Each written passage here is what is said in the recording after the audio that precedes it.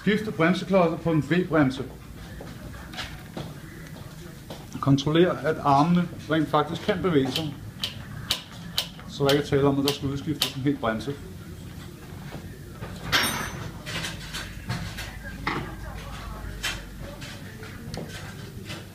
Løsne kablet, så der er plads at arbejde på.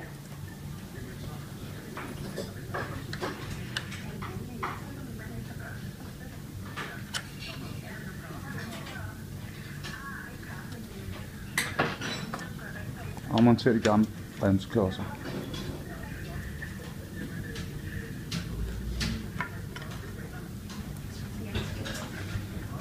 Læg mærke til, at afstandsstykkerne på bremseklodsen bliver vendt, ligesom de var på den gamle. I det her tilfælde den smalle afstandsklods inderst mod klodsen.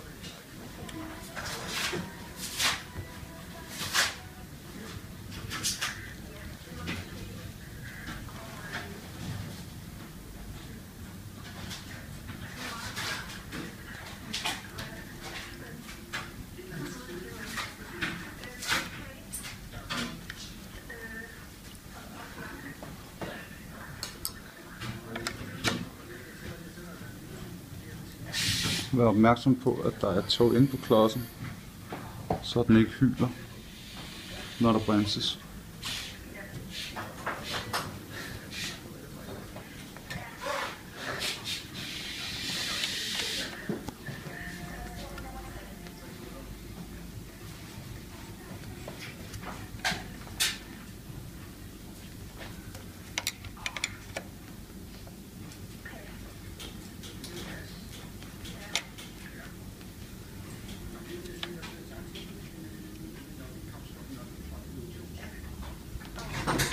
Vær opmærksom på, at klodsen ikke går op og rammer dækket, så der skal lige være en cirka 1 mm til 1,5 luft mellem toppen af fælgen og bremseklodsen, samt at bremseklodsen følger fælgens kurve.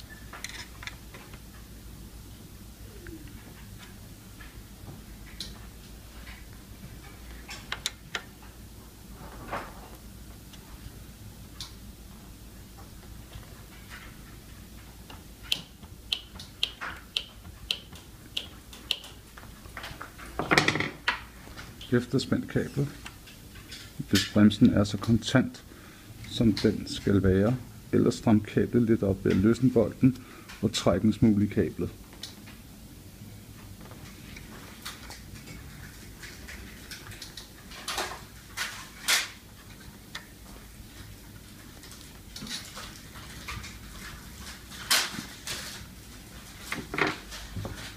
Slut af med at centrere bremsen på de her små skruer, der er på nederst på bremsearmene. Der er en på respektive højre side og en på venstre side.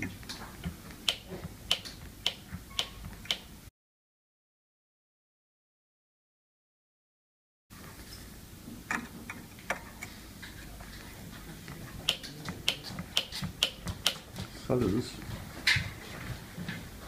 Så er bremsen justeret korrekt.